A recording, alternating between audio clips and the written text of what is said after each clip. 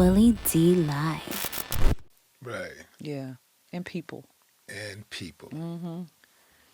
Man, tell me something about Brian McKnight that people may not know. Not something Oh too no, heavy. not at all. But Brian is one of those guys who, for a moment he was like he had it all to himself. He had that lane, that Mm-hmm. R&B crooner lane all to himself. And then he kind of like got out the way for a minute. Was you around him at that time? No, so I was during. It was probably the highlight of his career. I was there on the Anytime tour. Okay. Yes, I worked with him during that time, and actually, one of Rodney's friends from New York introduced me to Brian, and that's how I ended. I was supposed to go on the road and do all of these after parties and events like that, and that's how I ended up on the road. It's interesting. Jamie Foxx used to show up to every show, and he would follow us from city to city, Mm-hmm. and all he wanted to do was either tell jokes or sing.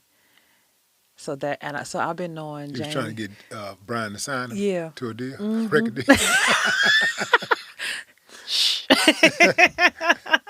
But one thing about Brian is that he's a what I remember is that he was a perfectionist.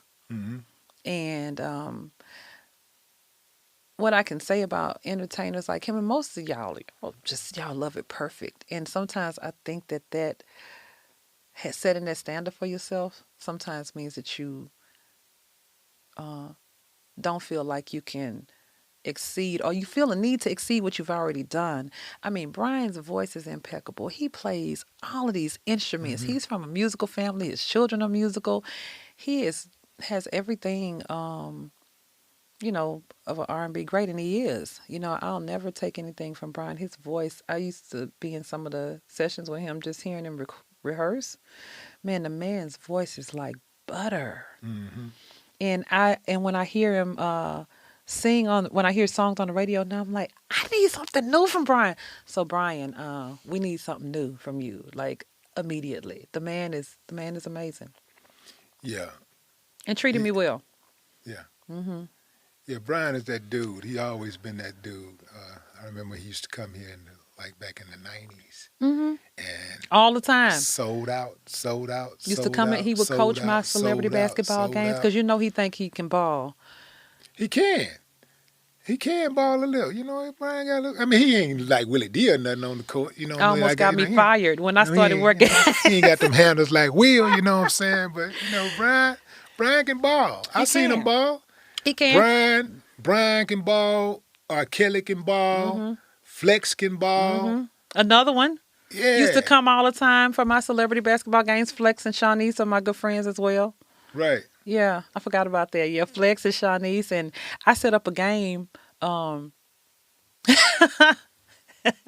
I set up a game between Brian and Rob one time because Brian was, he had a show in Chicago.